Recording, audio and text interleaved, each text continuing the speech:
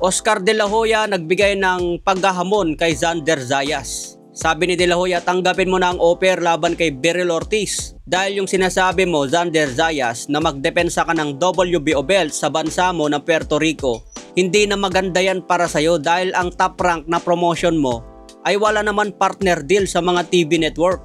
Kaya ipinagmalaki ni De La Hoya, meron silang DAZN, meron silang pay-per-view, meron na silang petsa kung papayag lang si Xander Zayas na lumaban kay Beryl Ortiz. Sila na agad ang mag-asikaso sa kanilang laban, pay-per-view pa.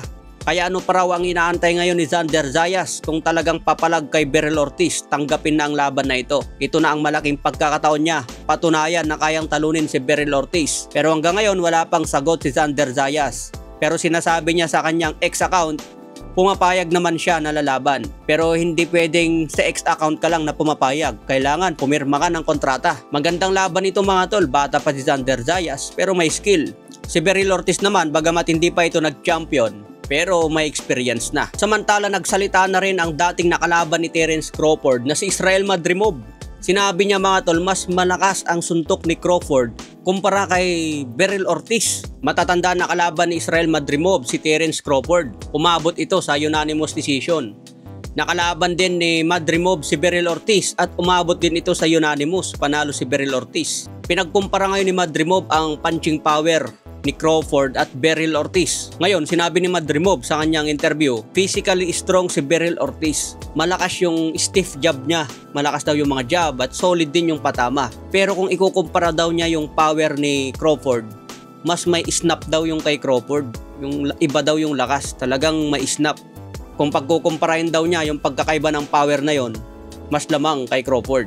Kaya ngayong laban ni Crawford kay Canelo Alvarez, nakikita ni Madrimov na may pag-asa din si Terence Crawford. Pero hindi sigurado na mananalo siya. Maganda sana kung nagkaroon siya ng tune-up para maramdaman niya kung ano yung epekto sa kanyang katawan kapag bumigat ng timbang. Eh ngayon, umakyat ng timbang, rekta kay Canelo Alvarez, hindi pa niya nasusubukan yung katawan niya kung ano ang magiging epekto nito. September 13 na ito, malapit na. Sa iba pang balita, ito pala yung posibleng kalaban ni Kenneth Lover sa title eliminator. Papakilala ko sa inyo mga tol. Posibleng kalaban ni Kenneth Lover sa title eliminator itong South African na si Landy. Number 5 sa ranking ng IBF ni Junto Nakatani. Dahil aakyat na si Nakatani ng dibisyon, mababakante na ang kanyang IBF belt. Habang number 8 naman dyan si Kenneth Lover. May kartada ngayon itong South African na 16 wins, 8 KOs, may isang talo.